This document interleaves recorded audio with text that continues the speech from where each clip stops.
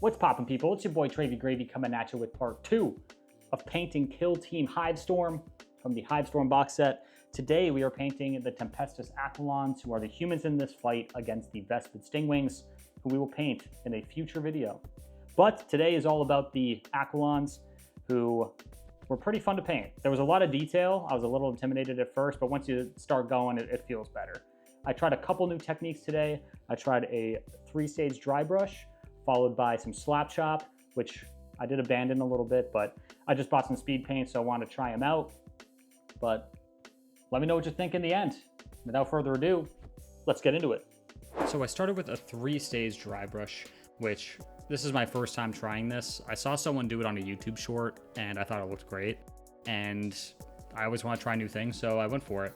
And also, what better time to try a 3-stage dry brush than the time I'm going to try slap chop for the first time. So I started with a dark gray, applying however much pressure. I didn't really care because it's still a dark color.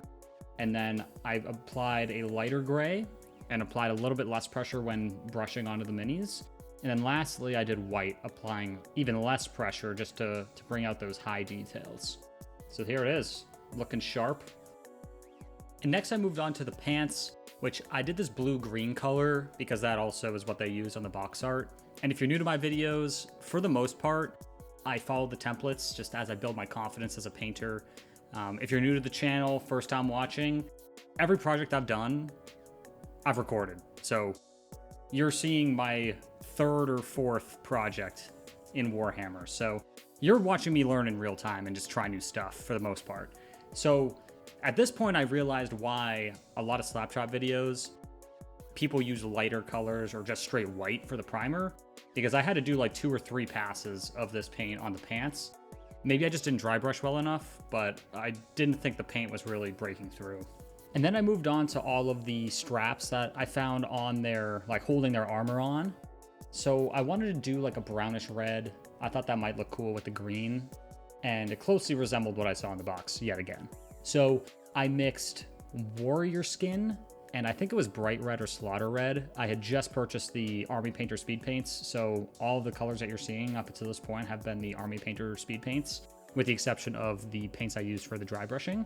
And I just found all of the parts that I wanted to paint. There was a lot of strapping on these guys, so I went ahead, painted them up, made them look as good as possible, and then I moved on to darkening the armor up on these guys. And I started by using medium and the gray that comes with this paint set, just to go a little bit darker than what you already saw with the dry brushing. I didn't want to make it too dark right off rip, but I realized that this wasn't really doing the job. It did make it look a little bit more uniform and kind of take out the graininess of the dry brushing, but it definitely needed to be darker. So I did a couple more passes and then changed the ratios of the gray versus the medium.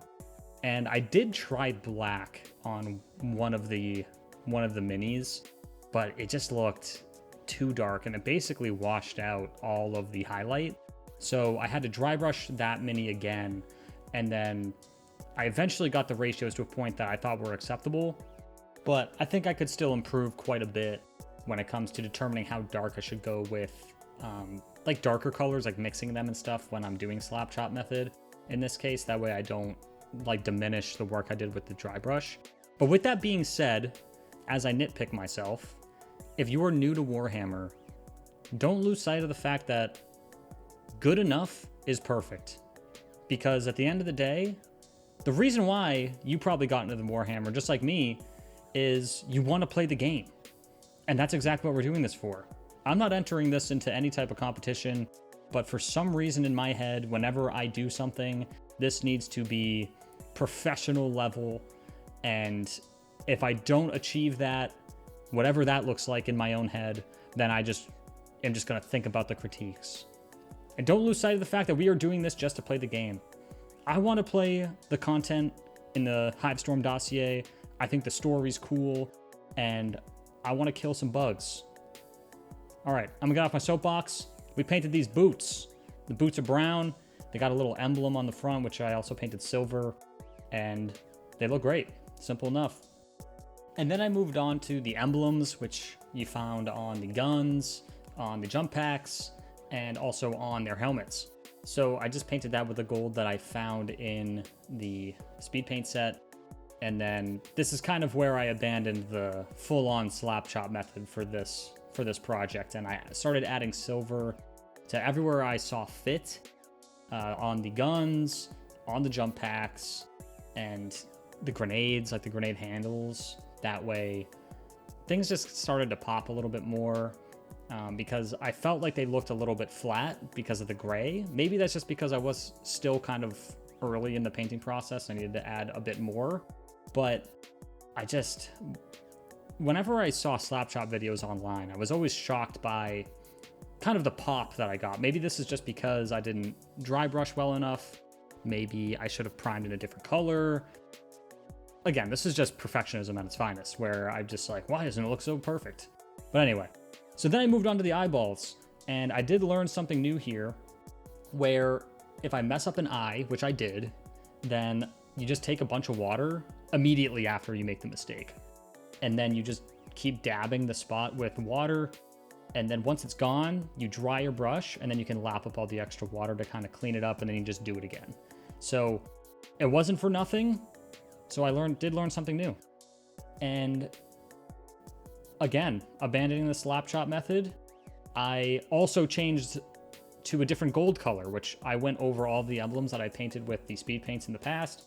And I used the Retributor armor color from my terrain build, or terrain project, I should say.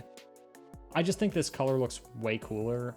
It's deeper and it stands out way more. So I thought they started to pop a little bit more, and I thought they looked cool on the tabletop, because from above they looked pretty gray for the most part, and also kind of hard to differentiate between like which ones I'm looking at. So I just wanted to make them stand out a little bit more, because like when I'm playing with the other minis that I painted, it's pretty easy to distinct which ones are which. And I just wasn't feeling that with these guys. So I went ahead and then I added some silver to their jump packs, those little tubes on the top. That way, like from a top-down view, they just popped a little bit more instead of looking mostly gray. So that was a quick little, it took me only like a minute or two just to get that done. And I started to be a little bit more happy with how these guys looked. Then I moved on to doing like the elbow pads and the knee pads. I used a darker silver. I didn't really care if these popped or not. So I just did a darker silver. I think this was the Iron Warriors color or Lead Belcher color. I don't remember exactly, but it was one of those two. They're a darker gray. So yeah, I mean, these aren't really a focal point of the minis, so I figured they don't really need to be super special. And then another first for me is I used an effects paint, which is the pumice effects paint from Vallejo. So this was kind of like painting rocks onto your base. It gives it kind of like a snowy look, or you could say like maybe it's like ash and dust. But I 3D printed this little spatula so that way I could spread it. I saw people use like brushes to put this on, but I didn't really have any brushes that I felt like I could sacrifice for this. I just use all of my brushes mainly for painting, but I slapped it on and there it is. And then I moved on to the turret. So I just went ahead and I painted all of the trim. With the turret, I was really torn on what I wanted to do with it, which is why I kind of left it for the end. I didn't know if I wanted to kind of make it its own thing. I knew it needed to be similar to the Aquilons, just because obviously it's their equipment, so it's gonna like resemble their uniforms. So I went ahead and I painted all the trim that I saw gold, just to match the soldiers. And then I just chose other components to paint metal, like especially the legs. The legs I just haphazardly dry brushed metal on because that's not the focal point of the mini. So they just needed to have like something. So I just made them silver. Then I painted the skull.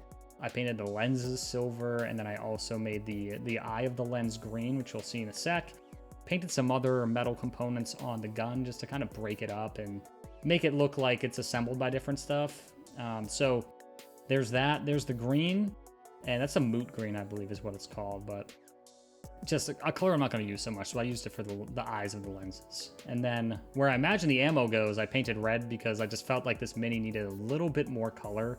So I chose red, which is from the first paints that I ever bought. It's, again, abandoning the speed paints, and I used a thicker paint. And then I also added that onto a lot of the strapping because I felt like the strapping just wasn't popping. So I chose a red and I put it over all the dark spots just to kind of make them stand out a little bit more. And I was happier with how they looked after that. Then I painted up some last little bits of accessories.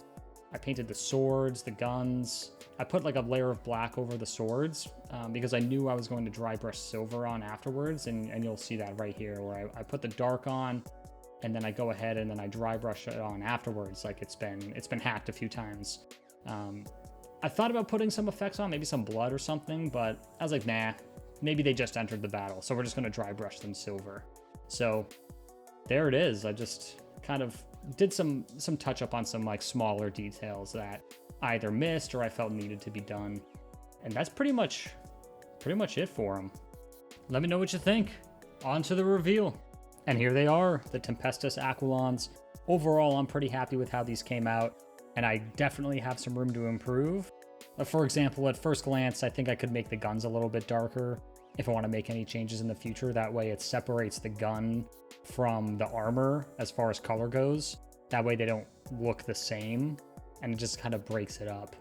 But again, this is about making them tabletop ready, and I'm still learning and trying new things, so can't be too hard on yourself there. What's funny is my original idea for this video was going to be like I completed this in one day kind of video doing slap chop because everyone makes it look so easy online. But then as I started doing this and abandoning the slap chop method, it just didn't turn into that. So this is just a regular painting video. But I think in doing this, I think slap chop is a pretty cool way to get started and maybe get the base done, and you can use it as like a way to enhance your other painting. Like you slap chop and then you do some of the finer details, things like this. I don't know, but that's just my first impression. But overall, hope you liked the video. Like and subscribe, blah blah blah, do all that stuff. Hope to see you in the next one. But yeah, and one more beauty shot on the terrain, purely for vibes, ready for battle to kill some Vespids. Hell yeah. And that concludes painting the Tempestus Aquilons. If you've made it to this point of the video, thank you so much for watching. It really does mean the world to me. Like and subscribe if you want to see more content like this. If there's anything that you do differently, anything that you think I could do differently and improve on in this paint job, drop a comment below. Also, let us know what you're working on or what you plan on working on. Anything that you're excited about in the Warhammer universe, let's talk about it. But without further ado, we're done. We'll see you in the next one. Peace.